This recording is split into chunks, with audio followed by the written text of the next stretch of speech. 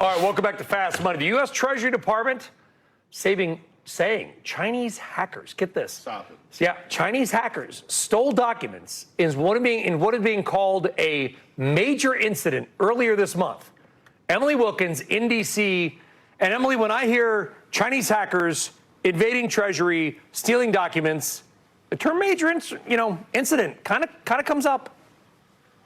It does, Brian. No, I think this is something where there's a reason that we're talking about this now, that a state-sponsored actor in China did hack into the U.S. Treasury Department. It is, of course, according to a letter that has been obtained by CNBC. Here's what we know so far. We know that the hacker was able to access a third-party software provider called Beyond Trust, and from there they were able to access unclassified documents that some Treasury officials had in their workstations, according to the letter. The Treasury Department was made aware of the hack on December 8th. Now, the Treasury Department spokesperson said in a statement that Treasury takes very seriously all threats against our systems and the data it holds. Over the last 4 years, Treasury has significantly bolstered its cyber defense, and we will continue to work with both private and public sector partners to protect our financial system from threat actors. Now, the compromised software has been taken offline, and at this point, there is no evidence that the hacker can still access Treasury information.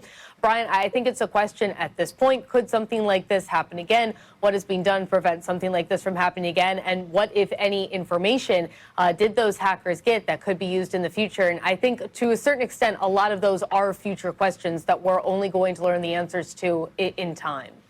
It feels like a big story. Emily Wilkins, we appreciate it. Thank you very much.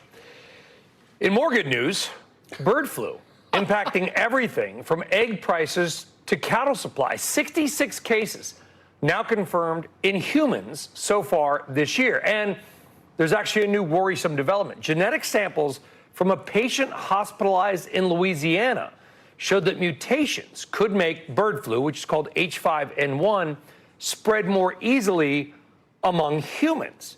While your next guest says the likelihood of bird flu becoming a pandemic is very low, I want to make that very clear. He does believe the U.S. has done everything wrong when it comes to containing the virus. Dr. Scott Gottlieb joining us on the Fast Line. He is a former commissioner of the FDA and a CNBC contributor. Dr. Gottlieb, I'd like to say it's good to have you on, but I wish we didn't, because it means this is going on. What do you mean we've done everything wrong? Well, this is still viewed by most experts as a low probability risk, as you noted, but there's a range of opinions on this, and most agree that it could be a potentially high impact event should this break out, and we should be taking more steps to mitigate it. A lot of the things that we've done late. The USDA only recently implemented a program to start testing bulk milk shipments to try to detect outbreaks on dairy farms where a lot of this infection is localized. It's only in the past summer that we started compensating farmers for the losses they sustained by turning over cases on their farms, and the compensation is still too low. We haven't distributed tests to dairy farms so they can start testing their workers. There was one recent study done, albeit a small study, that showed upwards of 7% of all dairy farm workers have likely been infected already with the bird flu.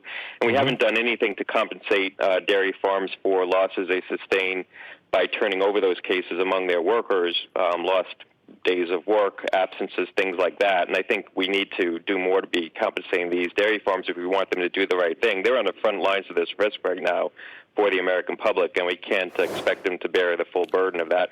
We also haven't taken steps to stockpile the full range of antiviral drugs that could be effective against this virus. We have a lot of Tamiflu in the national stockpile, upwards of 60 million doses, but a lot of that's old, and it could be the case that if this virus does break out, it may be susceptible to one antiviral drug but not another. So you want to have the full range of antiviral drugs available.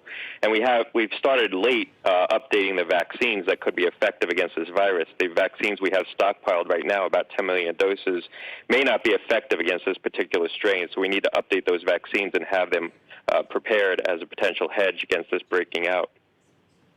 71% of the herds, dairy herds in California, have been exposed to H5N1, and I bring up California because we don't realize that it actually is the biggest dairy production state. California is a monster when it comes to agricultural products.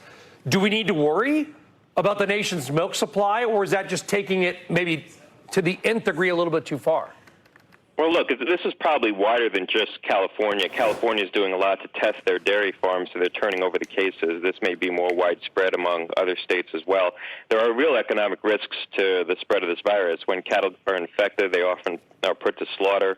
This could become an issue with the milk and the meat supply in this country if it continues. As you said, 875 herds across 16 states have already been infected, and it kills upwards of 2 to 5% of the infected cows, and milk production goes down about 20%. So as this becomes more widespread, and it's likely to continue to spread among dairy cows at this point, it seems to be endemic in the dairy herd in this country, you could see an impact on milk and dairy supplies. Dr. Scott Gottlieb, I guess Happy New Year. Dr. Gottlieb, thank you very much. Guy Dowd, something else we got to worry about here? Well, hopefully not. But if you remember pre-COVID, I mean, this was something that was on people's radar screen that people were very concerned about. And my concern would be, again, politics notwithstanding, I think people are sort of COVID fatigue, and they're going to dismiss this as another whatever it is they call it, government hoax and those types of things. And, you know, the fear is that people don't take it as seriously as I think they probably should. That's it. Something to watch. 66 confirmed human cases. All right, coming up, a flop in the flipping market, why profits in housing are down, and whether the trend will continue in the new year. Diana Olick up with the housing story you don't hear very much anywhere else. We're back right after this.